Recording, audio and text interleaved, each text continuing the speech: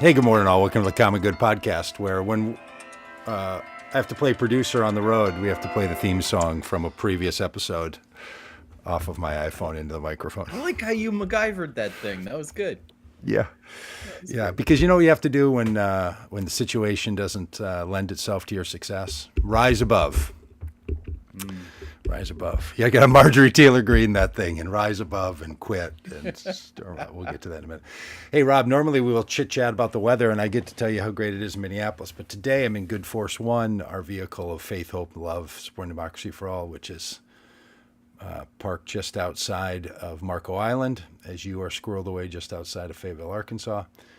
And I'm looking out at palm trees and big bright skies. Beautiful. You know. How is the location? I know it's parked in a new location compared to where it's been previously. A new secret location, yes, and it is lovely and something you should behold and not just be told. Yeah.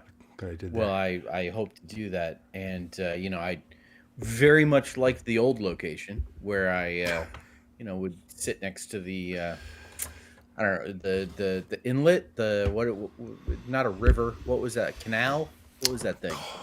Canal, causeway, maybe? I don't know. Ran out to the Causeway, Gulf. some kind of body of flowing water, and smoke a cigar and enjoy myself.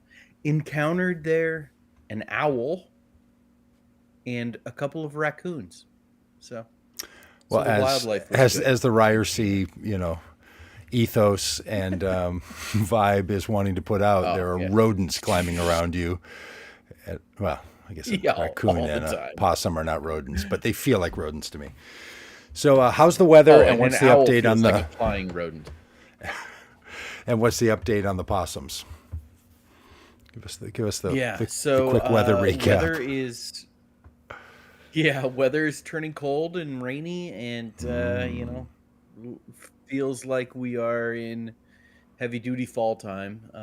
But Calvin comes home tomorrow for Thanksgiving break, and looking forward to that. So he'll bring the sunshine. At what point does an adult stop referring to coming home for Thanksgiving as break, like school? He's post school? Is it now just coming home for the holidays, or school? Yeah, he's just coming home for the holidays. I refer to it as break. Yeah, we did that for a long time too. Like treating our kids, once they reached adulthood, like it was on school break, and they're like, not on break. Like I have, gets like, counted against me. Yeah, it gets counted against me. Yeah, that's right. That's right. Yeah, possum update is there have been no possum sightings. Okay. But I'm pretty sure there's still some kind of creature in my soffit, and I don't know if it's baby possums. I don't know if it's Perry or Phil, and maybe I had a friend suggest that maybe, I was incorrect in naming Phil, and Phil should in fact be named Phyllis. And who knows? I don't know. But there's strange sounds that you hear, and there's the cats babies. Stare at the soffits. There's babies. There's baby possums now up in there. I see what you're saying, because you sealed it off. Well, I thought I sealed it off, but something's been working to get in. It's a real quandary. It's a predicament over here. It really is it's a predicament. Producer John, who's here, said 2.5 months for a possum with their parents. So they could be squirreled away up there for 2.5 months being cared for. It's just ridiculous. Hey, I also let's do a quick campaign update. Yeah. Like in the West Wing when they cut the tie off of President Bartlett. Yeah, that's right. Like how last minute on your way there, when I arrived, I took a second tie with me because I was just not sure which one I was feeling, and when I arrived in the parking lot, I switched ties. Wow. Okay. And Yeah, in that last retrospect, minute. looking back, seeing the footage, seeing the Oh, tie, great, great how'd you choice, feel? great Great, choice. great choice. Yeah, I'll tell Okay. you my one big. Well, I'll tell you my one big regret Okay. Love to hear this. is that no is that the mic the lavalier mic should have been higher. It was um a lot of little scratchy noise from from Oh, gesticulating and moving around, and the lav mic should have been higher. So well, I'm sorry for that your loss. one big regret. Um, Yeah, yeah. hey, But I'll tell you this: I got an email, I got a text from my digital strategist who is okay, I think a Gen Zer. Um, okay, I don't think millennial. I don't know. Uh, but okay. referred to you said I came off said the interview was fantastic. Said I came off as intelligent and charming. So there you go. Charming. Yeah. Wow. Okay, you got to start pulling that stuff out and like where they do movie quotes and what people say about it and put up like intelligent, charming. Charming. Yeah, Mm-hmm. this kind of thing. Yeah. Yeah. Quick on his Though I'll tell you this, man, and virtual Doug, feet. I mean I'm sure you've experienced this at times, and I wrote a book about my last political campaign, wrote a whole chapter called "Don't Read the Comments," and I need to revisit that chapter to remind myself not to read the comments, because holy moly, the folks on the news channel's Facebook page, Okay, wow, wow, and it's a good reminder for all of us, and I think you know. I might head over there right now while you finish this story. I might just I if mean, I. the different like there's those who are like because they decided to put like you know Ryerson switches parties to Switches run against parties. Womack, Right. former Republic. They made that, which really wasn't the point of the interview, but they made that the thing because I used to be Mm-hmm. a Republican, like many people have been, um, and uh, and so the comments are either he's a rhino or don't trust someone who used to be a Republican. Oh, right. It's You're either not just legitimately ever a Republican, or if you were so Republican that you would yeah, have thought it was okay to be a Republican, you aren't trustworthy as a Democrat. Yeah. yeah. Which just it, it- not helpful, folks. You know, but it's just a good reminder that you can you don't know who someone is from Yes. a headline. And we do this where like you know a Supreme Court justice gets named, a nominee for the Supreme Court gets named, and within 10 minutes we're all experts on this person who we had never heard of 10 Yeah. minutes previously. Yeah. Like we all need to just pump the brakes a little bit, practice some suspended judgment, do our own research, Hmm. and and don't read the comments. Well, you have your digital strategist read the comments, and then just get a Trump-like servitude attitude, and just send you Yeah, only the great comments and screenshots. Then you yeah, feel. none of them said charming. So Hey, last week we went through Marjorie Taylor Greene's long interview of her taking down Trump. And since then, she has announced retiring from Congress and mhm. not put her constituents through an embattled fight, Yeah, which I don't know how much of this we'll talk about, but I heard her comments about that. And I thought, a rhetorical the use of rhetoric about how bad you are and how someone shouldn't vote for you and they should vote for your other Republican opponent, That's not actual harm on people. You're not actually putting your people through a difficult thing. It's not like a hurricane came and blew their trees down and knocked their cars over and flooded their houses.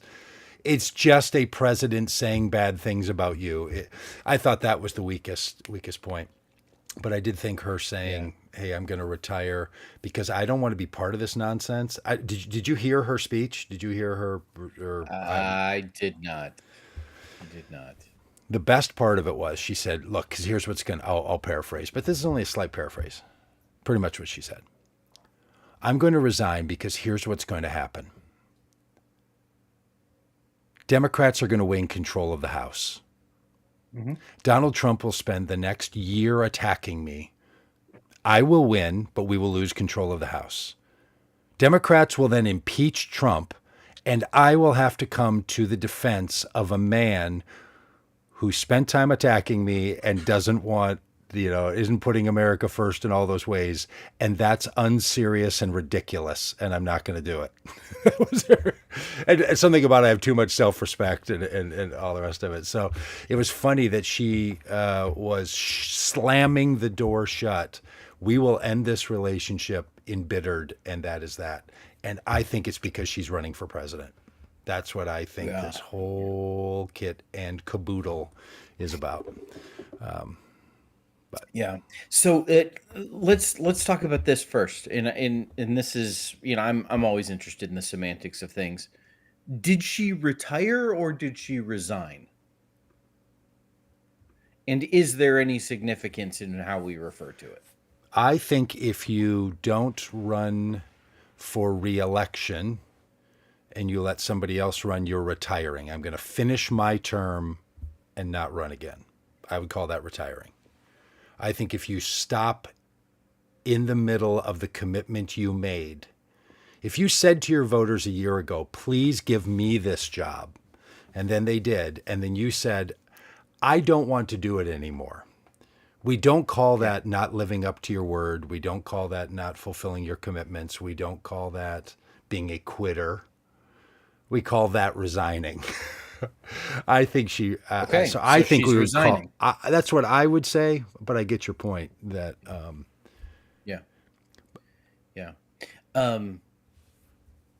Yeah. So there is, there's been much conversation over the last few days about how Marjorie Taylor Greene could be the canary in the coal mine here in Congress, and what we're going to see is. And I have a side note. I want to talk about Lauren Boebert. Okay. What are we going to see? Just a whole bunch of Republican Congresspeople resigning and or retiring?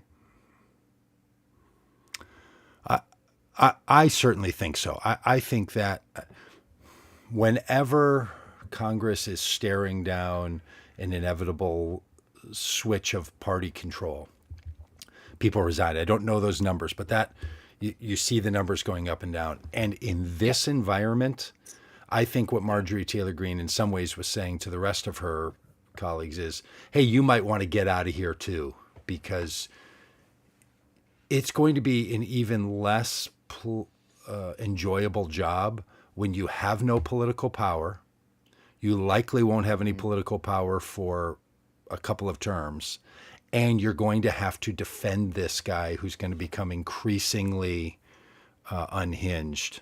I bet we're going to start to see some high level retirements. Yeah. Hey, Any predictions? We did the math on Marjorie Taylor Greene's pension. Yabbits brings up in the chat that she. If she stays through January 5th, that hits her 5-year mark, which means it makes her eligible for her pensions. So we asked our robot assistants to tell us, John and I did driving down, what is the pension for a congressperson who fulfills the 5-year requirement and then starts receiving their pension. And for her, starting in 2036, at her age of retirement, age of access to her pension, she'll receive $10,000 to $12,000 a year. So Is she hanging around until then? Probably, because why not? Why not buy a new jet ski every year off of your pension? And it's not But like, it's not yeah, and like she it's didn't not, get vested and now can just live high off the hog and all the yeah, rest of it. It's right, it's a right, small yeah, yeah, pension. So yep. so a lot So of these people that have been in, look, because we saw this happen with Dean Phillips, we saw it happen with Katie Porter, we saw it happen with a bunch of other candidates that we work so closely. Got elected in 2018. And then didn't want to stay in and stepped away. So yeah, I think you're going to see some. I would imagine Lauren Boebert would want to get out of town. And if she does, you think back to our podcast 3 years ago when it was Marjorie Taylor Greene, Lauren Boebert, Matt Gaetz, McCarthy, not Mike McCarthy. yeah, Mike. Mike? Kevin. Okay. Kevin. Thank you. Kevin McCarthy. Mike's a football coach, former coach of the Packers and Cowboys. He may have resigned too. I don't know. But like that whole gaggle, they're all going to be gone. Like this is the thing. There might be permanent control of Congress by certain parties, but boy, these characters are. It is like professional wrestling also in this way, like the many other ways it's like professional wrestling, that it's just hard on the body and the mind to be a professional wrestler, and you're having to rotate people out on a pretty high level. So the fact that whole 2018, 2020 gaggle are going to be gone is quite interesting. Yeah, totally. I'm with you on that. However, can you say wrestling again? Wrestling, professional wrestling. When you say wrestling, is it 2 syllables or 3 syllables? Wrestling, 3. Huh. You say wrestling? Like Riesling? Yes, like Riesling. Like Riesling. Yeah. Yeah. Oh, That's interesting. We need folks folks that are either watching or listening, how many syllables does wrestling have?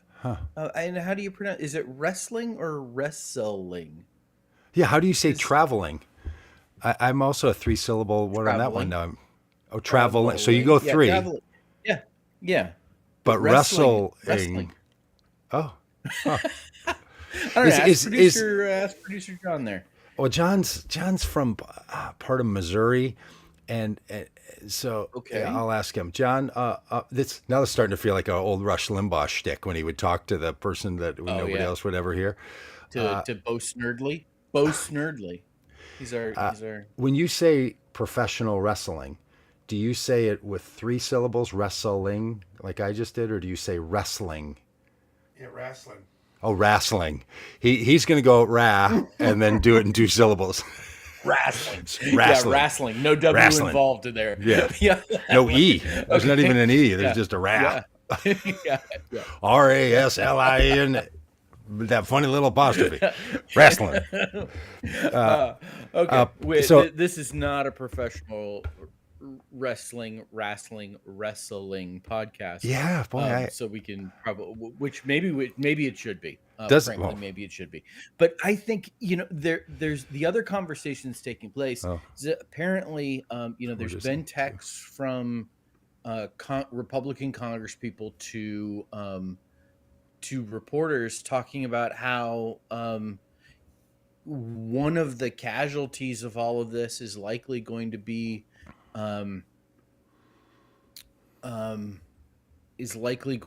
Mike Johnson's speakership.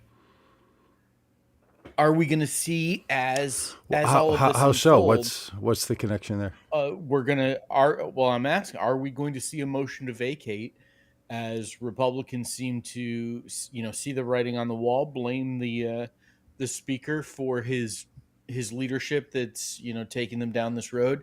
And will we see Republicans revolt against Mike Johnson before the end of 2026?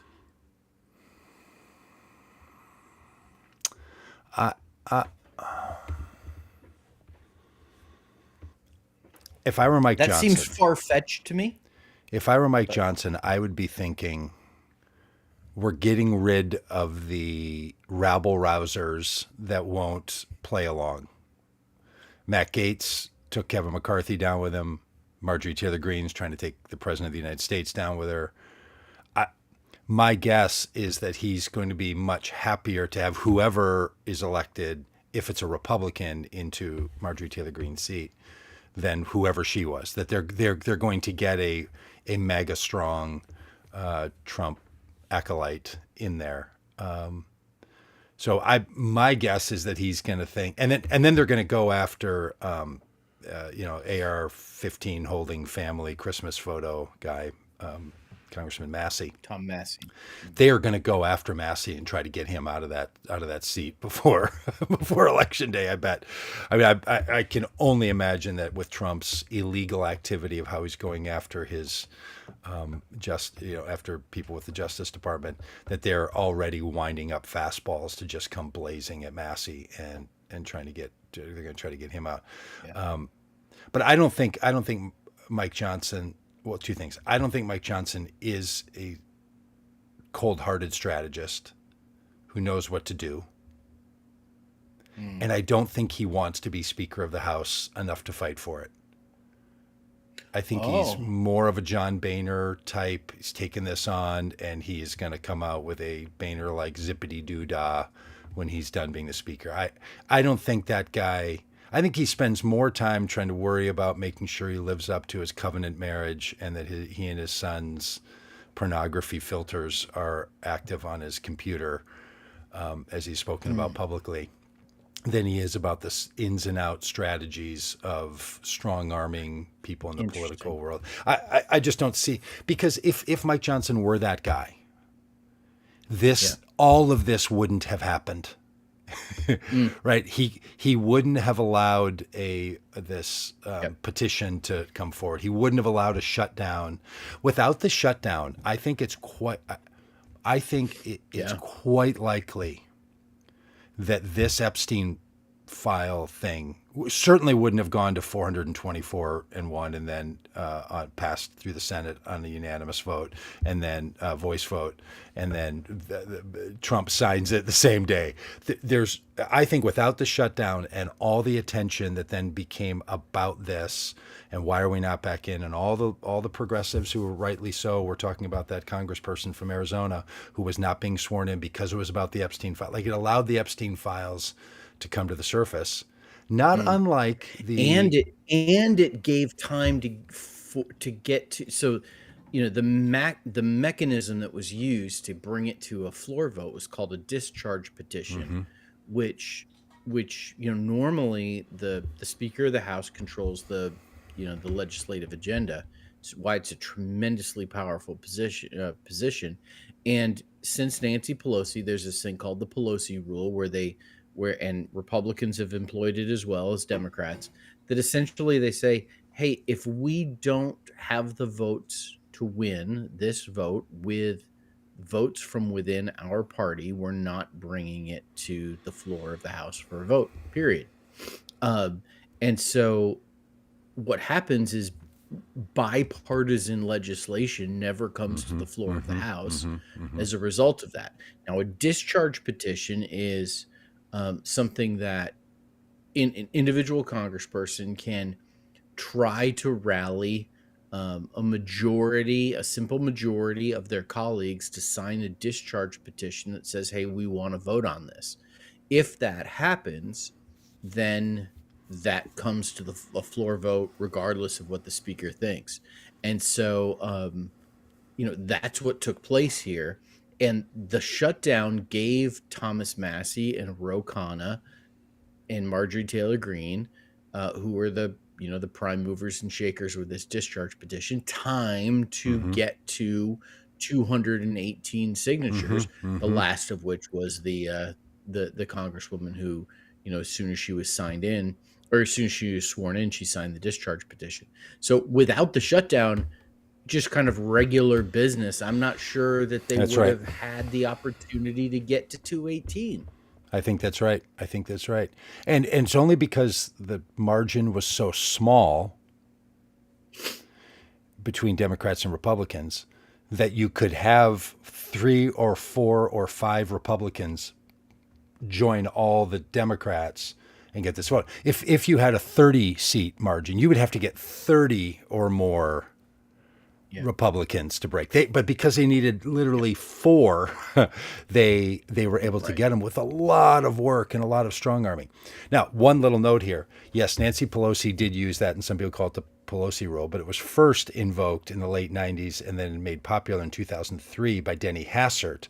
And it's also referred to as the Hassert rule, that you won't move any legislation that can't be passed by only your party. It is terrible. It needs to go away. Yeah, Democrats need to run. Whenever Denny Hassert is mentioned, he needs to be mentioned as former Republican Speaker of the House, convicted pedophile serving a life term in jail, Denny Hassert. And I think he was a wrestling coach. Wrestle with that for a while. That maybe Donald Trump won't be the only high-ranking Republican who we can credibly refer to as a pedophile. Denny Hassert. There was a Hassert rule that, or the Pelosi rule, and it needs to change. Oh boy, I was going to make one other thought about. It's really tremendous point. It is which in some ways, staying on that Denny Hassert is a convicted felon theme. It was the shutdown in 1994, 1996, that allowed the situation of Bill Clinton and Monica Lewinsky to develop the way that it did.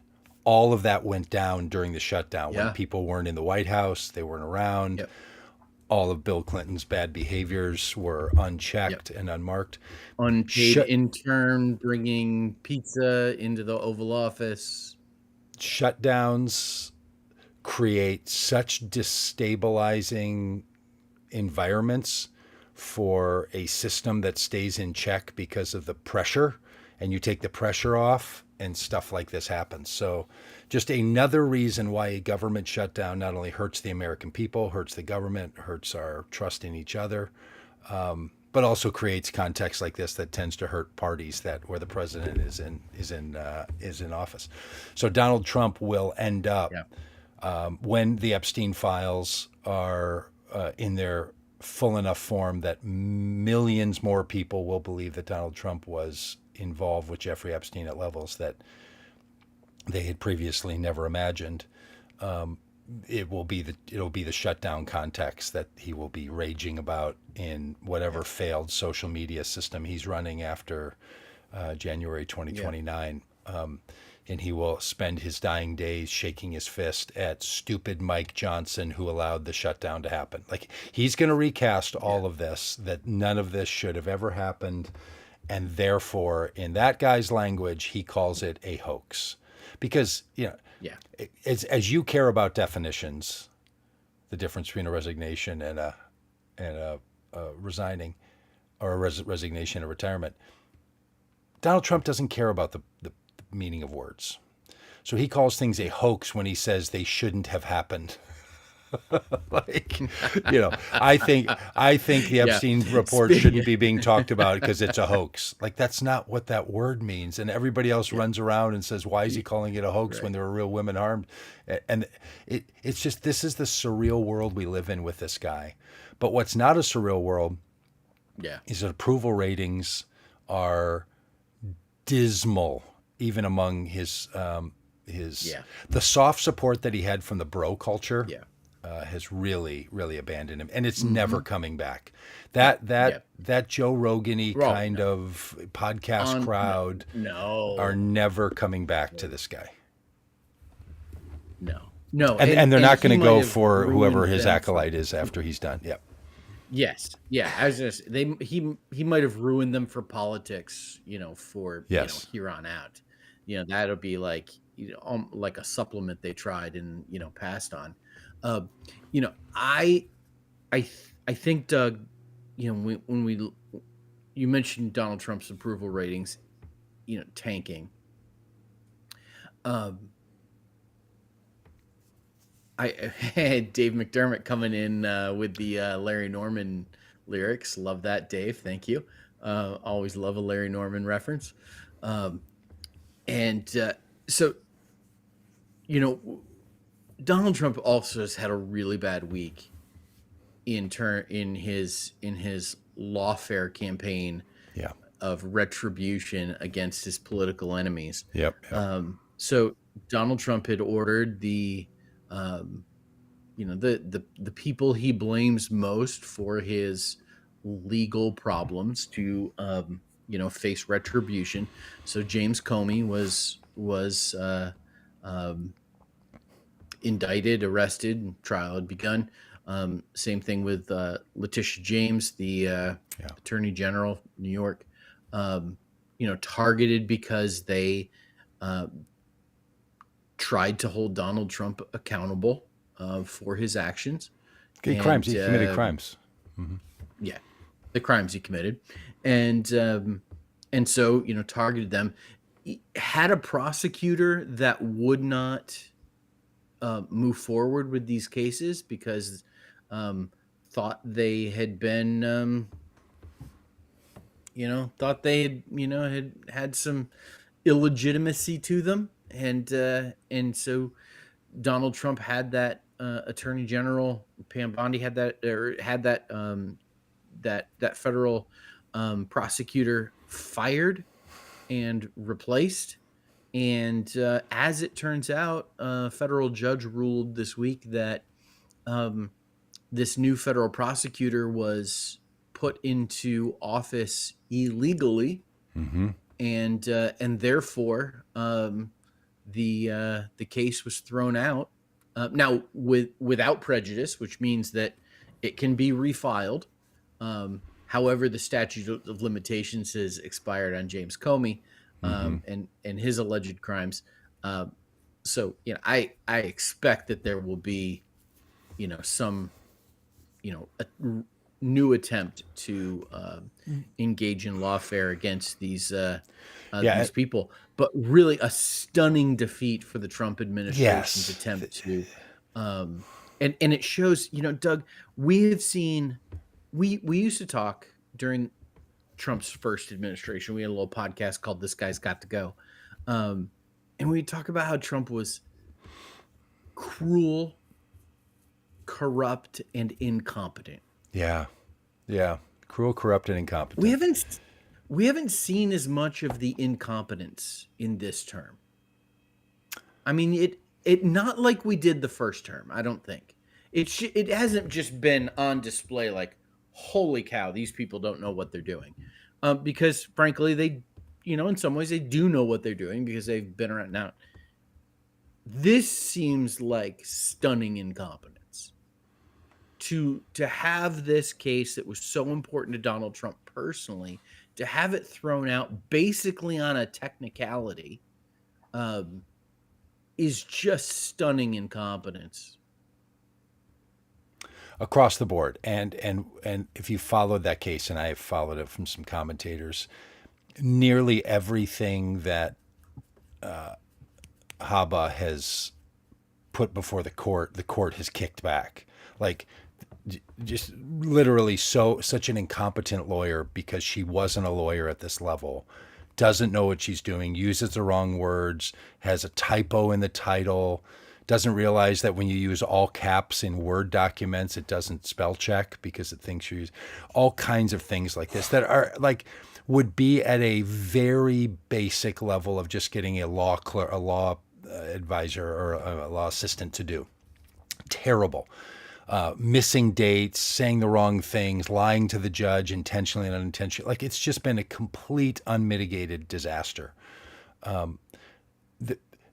Where they're in trouble on the Comey thing is the only reason they rushed forward to replace a prosecutor and put in a prosecutor without following the rules was because, as you mentioned, the statute of limitations for 5 years was going to run out.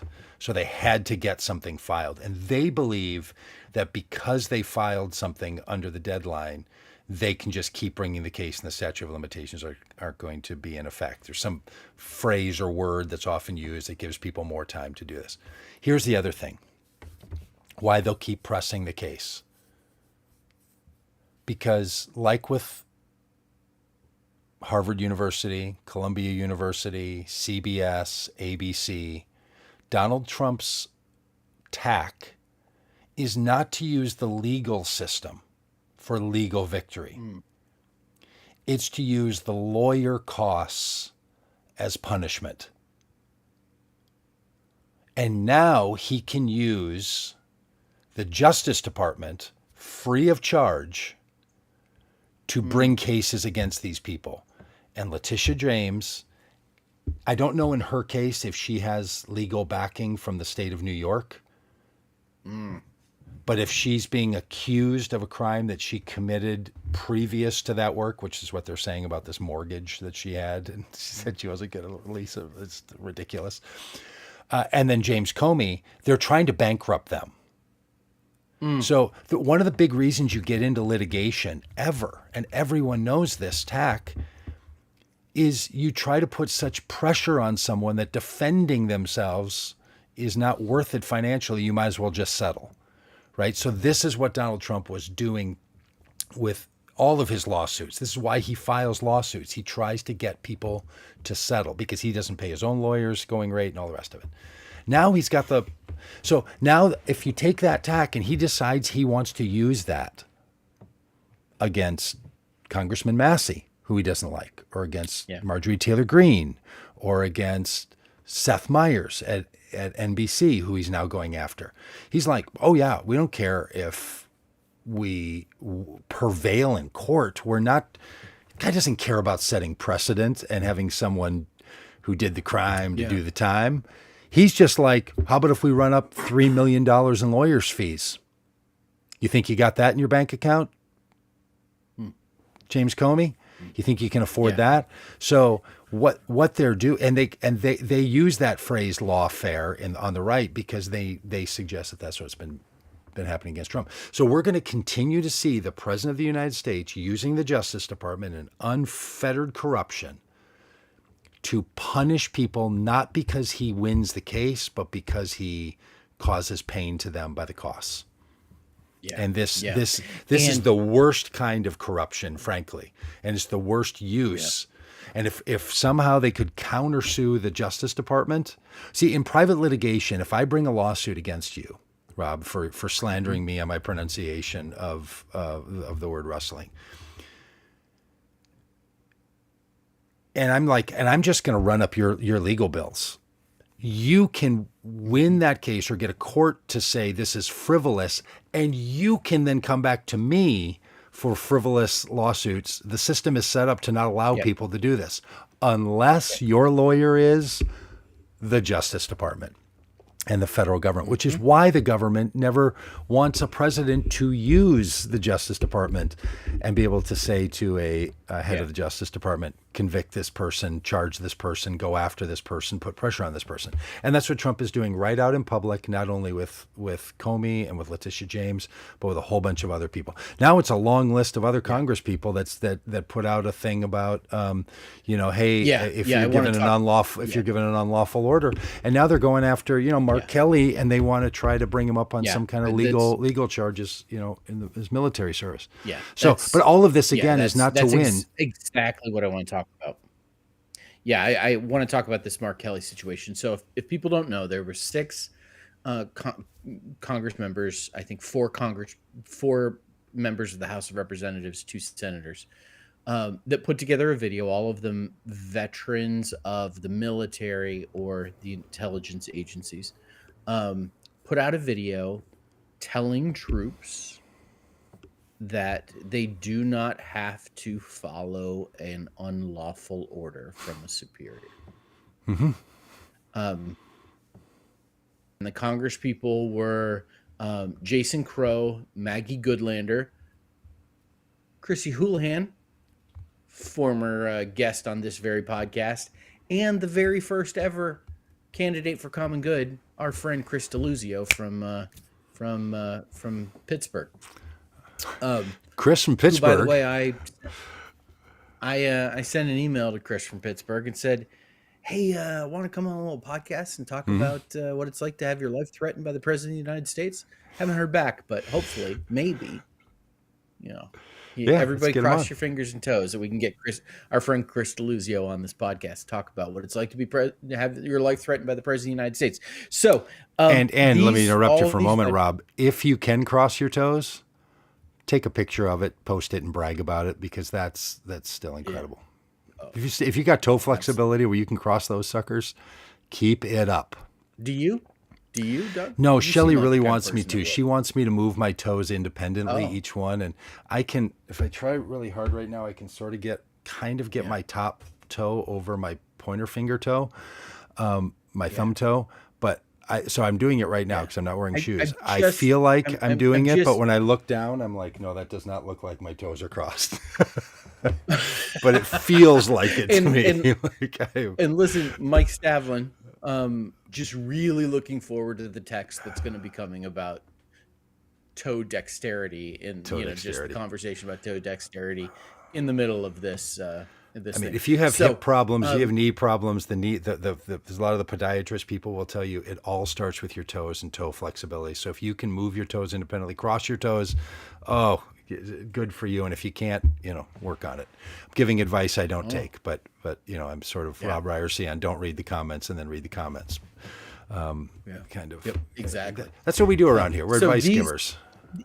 Yeah, these Congress people put out a video telling the military, hey, you don't have to follow unlawful orders. The pretext of the subtext of that is that, as the U.S. military continues to be sent into American cities, used in a variety of ways that violate probably both the law and norms, there's a sense of like maybe there's going to be some military people, some service people who say, no, I'm not going to do this. And, conscientious objectors. Yeah. And so has been interpreted... conscientious objectors, Rob, or people that are saying, I'm not actually a conscientious objector because I don't think this is a legal order. Like they're saying a different thing. They're not saying step away from your service if it violates your conscience. They're saying it's not a legal order. And they might also be referring, I don't know what's in the back of their head. I'd love to ask Chris from Pittsburgh. Maybe they're talking about firing weapons onto Venezuelan boats in international waters. Maybe they're talking about actions that could be happening in Ukraine or in Russia or in Venezuela. Maybe they're talking about actions that are going to happen in the West Bank. Like they're basically saying we have an unlawful president who is demonstrating at home and perhaps abroad, and they may even know things we don't know, and we need to start sounding the bell that, just to clarify, you have an order, you have to follow orders if it's a legal order. That was a big move. How this has been interpreted or represented by the president and Republicans is that these 6 Democratic lawmakers told service members to defy the president, defy the commander in chief, which is not what they did. Which is not at all what they did. It is a complete misinterpretation. They did not say, hey, you can tell Donald Trump as commander-in-chief, no, I'm not going to do what you tell me to do. What they said is, you can tell your commanding officers no if there is an unlawful order. Like, this is not just some blanket, get out of taking orders card given to our service people. This is a reminder of their oath and their duty. Yes. And it has been portrayed so differently. And now we're even to the point where the lawfare of Donald Trump has moved beyond the federal judicial branch, which provides some checks and balances on them, as we saw with the Comey and Letitia James case. And now there's talk of Mark Kelly, senator from Arizona, being court-martialed because he's still in the military. Yeah, he's still under military commitment. Look, here's how it comes across Donald Trump's brain. Senators and congresspeople remind military members of the law. you don't have to follow an unlawful order from your commanding officer. Donald Trump says, well, I give unlawful orders all the time. They have to follow them because I tell them to. So he makes no distinction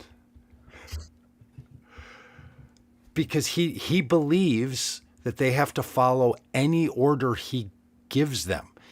I think his fundamental argument is he disagrees with the law.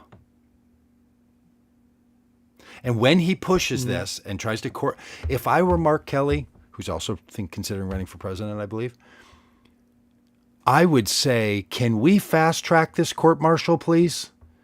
Can we move it through JAG as expeditiously as humanly possible? Because I would love to have the federal government tell me what crime I've committed by reminding military members that they don't have to follow a law. They don't have to follow an unlawful order.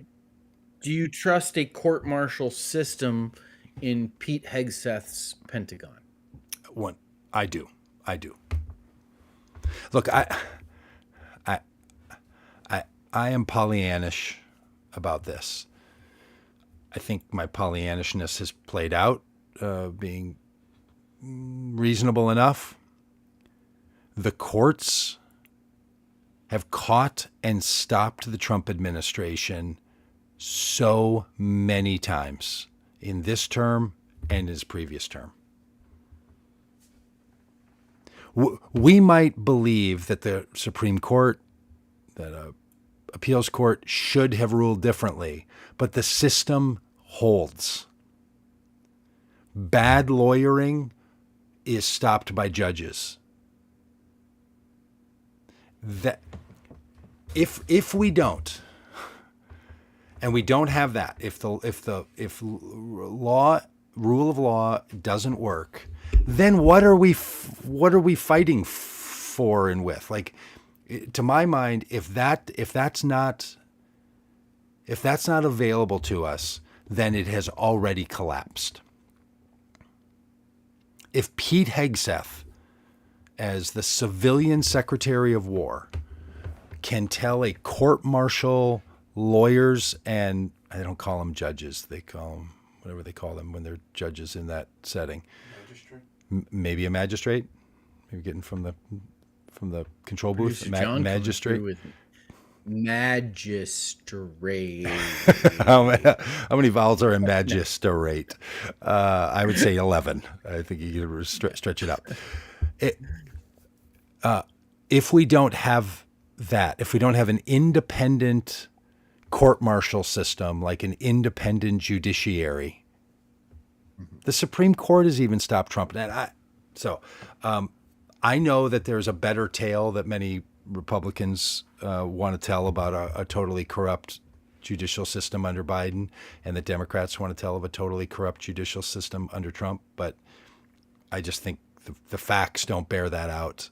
And if I were Mark Kelly, I would say, I mean, first of all, what's his other option? To wring his hands and be all worried? I think he'd be like, can you roll the tape? What did we all say?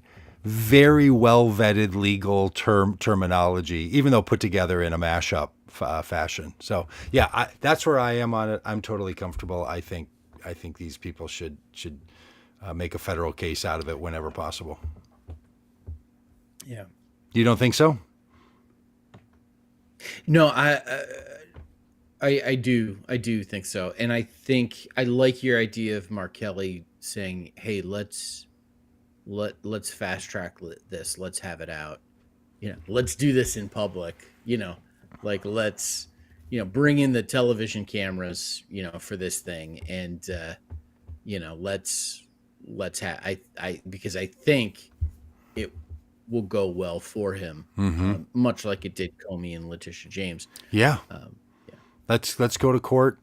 And what can Trump do? He can pardon people, but he can't punish people. He can unpunish his cohorts, But he can't punish. Hey, can I just comment on Don's thing here about are we? Yeah. Don writes, are you going to be honest enough to go back to the Obama greenlighting the Russian hoax against Trump and the FBI weaponizing in that? The Gabbard released emails show it, or the Hunter Biden laptop cover-up. Yeah, Don, thank you for that. Don, I would love to talk for hours about the the Trump campaign's collusion with Russia and what's in the Mueller report. Would love to.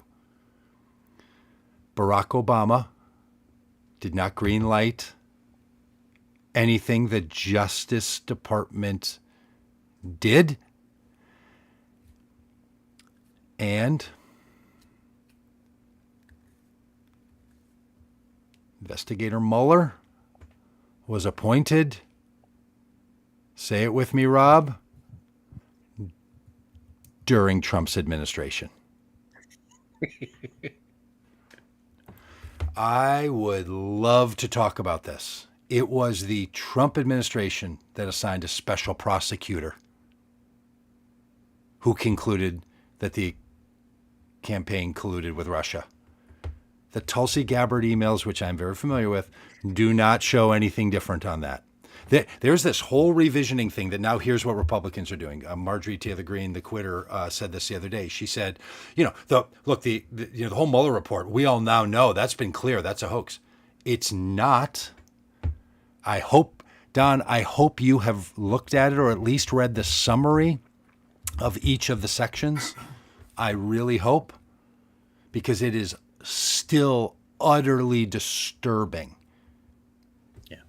And yes, I would love, Don, so much. I'll just put the comment up again. If we could, if honestly, if Representative Comer, if Speaker of the House Mike Johnson would please unleash a full investigation about Hunter Biden's laptop.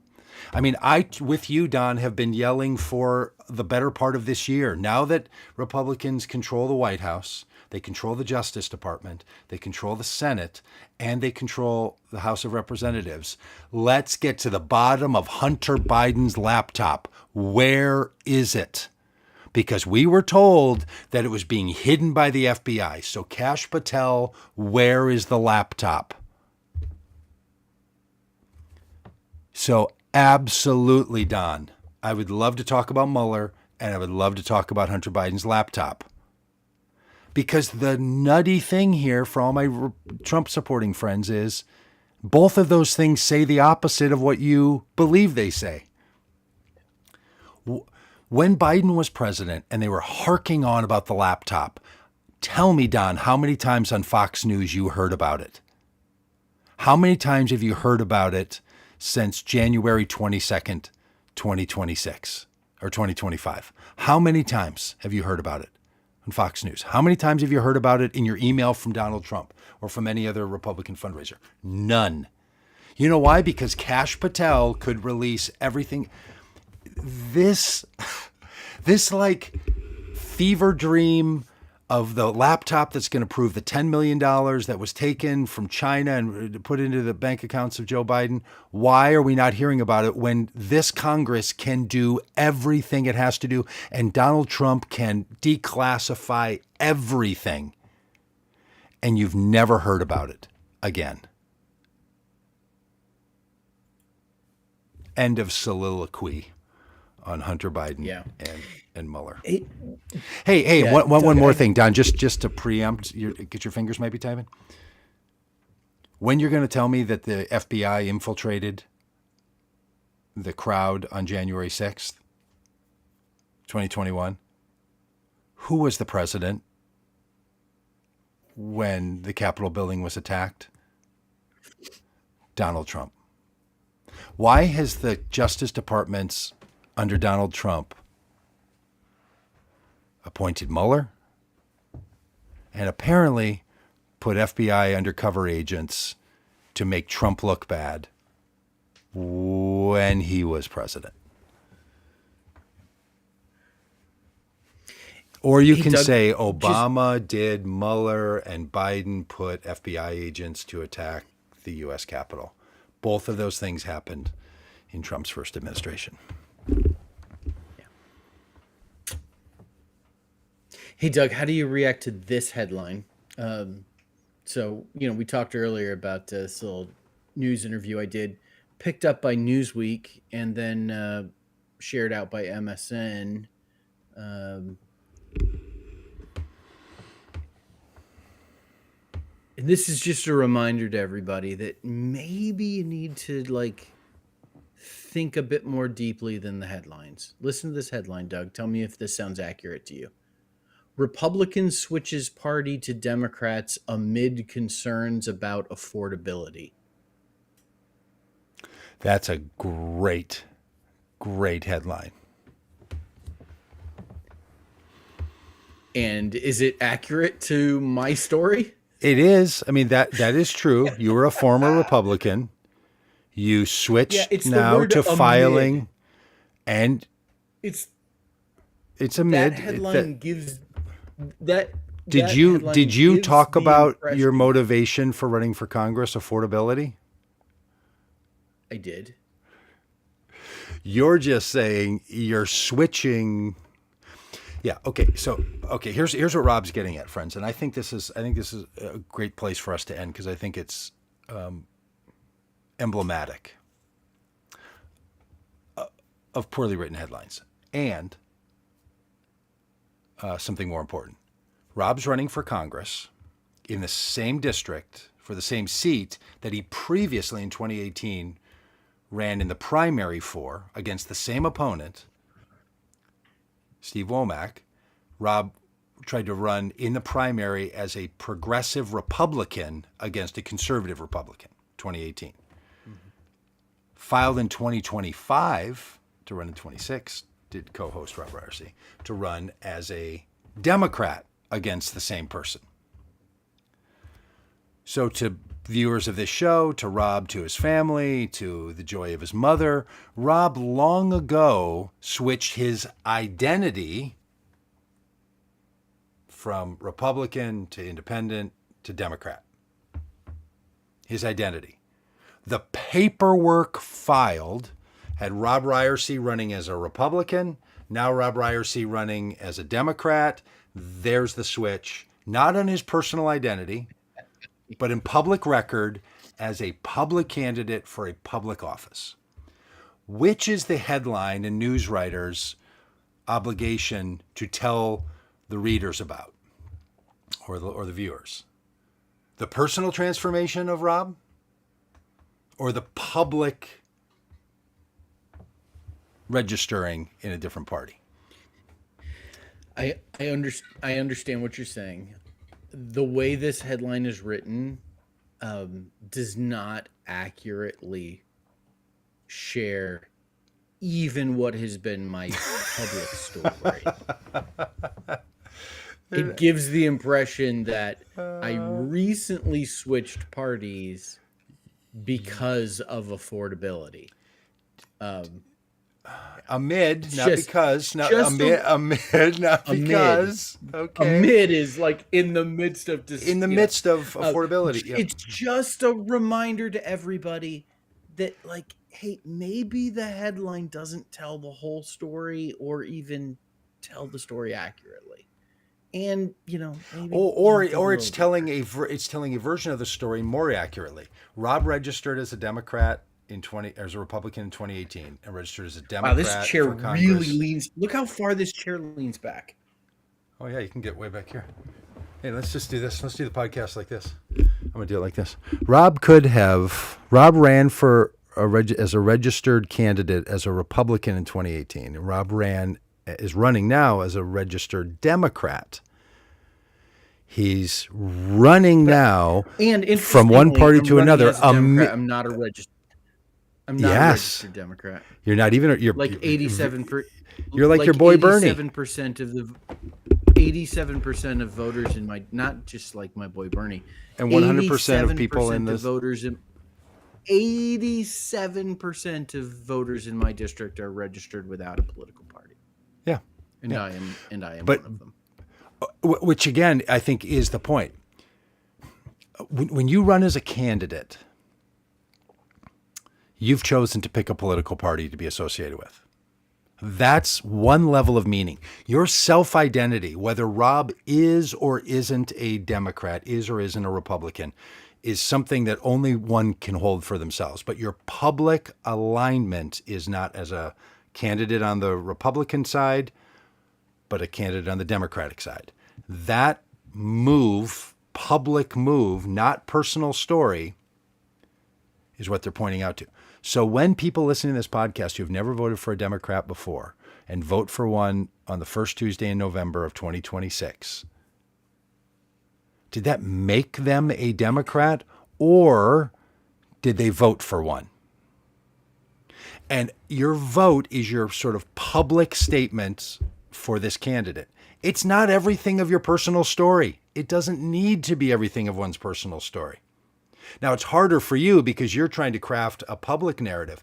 But man, I think if I were in your district and I was a Republican who had real concerns about affordability, and a news story says maybe the solution to that is Democrats, that's a great headline.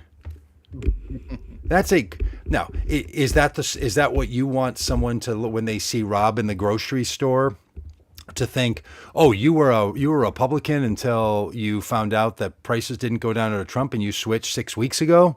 And you're like, no, that's not what it was actually a much longer story going on. But I did register to run just the other day, and the topics I talk about and the things that are important and the things that we know are pressuring the people in this beautiful third district is affordability. And so in that context, amidst all of that, I have now registered to be your standard bearer on the Democratic side. I don't know. I think, well, whether it's good for your campaign or not is a different question. But I think this is the real, and we do a lot of work with the news media. The real question is, what is the news story's obligation?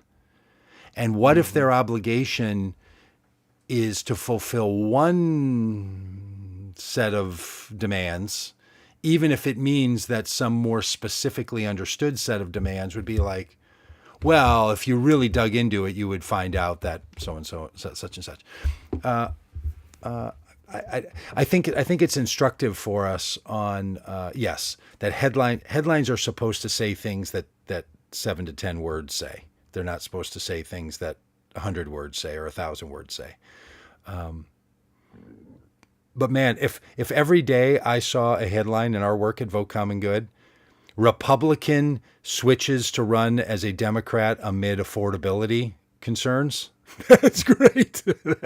You want everybody, you want 358 million people in America saying affordability concerns, run for, support the Democrat. I think that would be so. So not only do I think it's slightly bizarrely accurate, just as a technicality thing, it is amidst those concerns. It is a switch. It's also a great story. And as you know, a person living their biography, you just wonder, like, oh boy, I'm just not sure that's quite how it played out. Yeah. Well, the thing you're experiencing so well, and a lot of us who've been in media experience or organizations that we should also let people in the public know, journalists are not your marketing department. Yes. Reporters are not 100%. your PR company. Their job is not to make your point. So when you get frustrated watching the news or reading a news article and you say things like, why aren't, because I've said this and heard this for years, where people would say, hey, the way you as leaders and Christians and activists talk about Christianity and the government, like, why aren't you on the news shows? Why aren't you doing the things and being out in public? Why are they always covering those people, that thing that we all know is so real and so true? Well, it's not the reporter's job to figure out how to get our message out there. That's our job to figure out. That's why at Vote Common Good, we use media people and we use a PR company, and we're in contact with reporters all the time and doing backstories. And that's what if you fund Vote Common Good, that helps us with some of that work. It's really, really important that we advocate for our point and the reporters do the reporting. Their job is not to tell our story.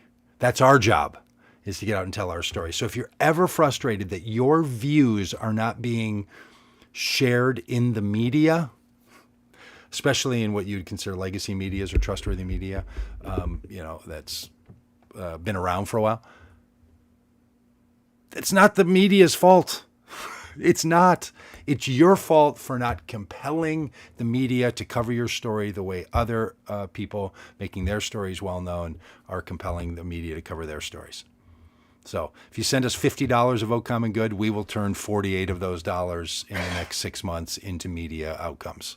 This is the season for that. We will be doing that heavily over the next 6 months, so that we can be part of these larger conversations and all the rest of it. I mean, look, what got Rob on the news and then got Rob in this headline, and Rob's was with his fancy tie, that you registered to run for office as a Democrat, and you're taking on Steve Womack, and you have a biography, and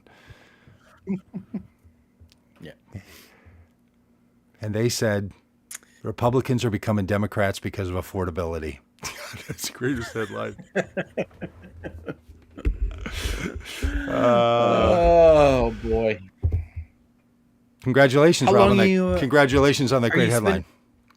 Thank you. Are you spending No. Thanksgiving in Good Force One? No, I'll be home in the safe confines of Peacedale Studios tomorrow evening. Yeah. Excellent. Just getting the very important and vulnerable vehicle for our work in 2026 into a place where it won't freeze and break. As we know, Rob, we've been in this vehicle when it is frozen and when it is broken, and Yes. it's not Yeah. good. So it's Yeah. like some of our old bones. It needs to sit in the pleasant Sitting in a parking confines. lot in Iowa when it's 20 below, and stuff had frozen, and whew, The engine froze at one point, like the gas, like the diesel froze. Yeah. It's so cool.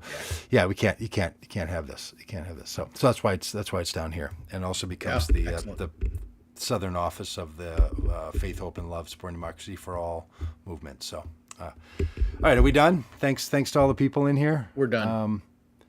I can pick up some absolutely. cheap Hey, and viewers listen, if we want to. cheap viewers on streamboo.com, remove the space, as always. Yabbits, Peggy, Tish asking what the Christian left is. Oh, you must have found that there it's a Facebook page and community that wants to advocate that there are Christians who hold to things on the left side of the political aisle and on the progressive side of culture and Christianity. And we are Vote Common Good as a organizational partner with Christian Left. So if you're watching it there, great. Also head over to our stuff at Vote Common Good, and you can follow all the Vote Common Good things and get a double stream of goodness, especially at Thanks at to the website. Yabbits and Dave, Matthew, Alex, of course.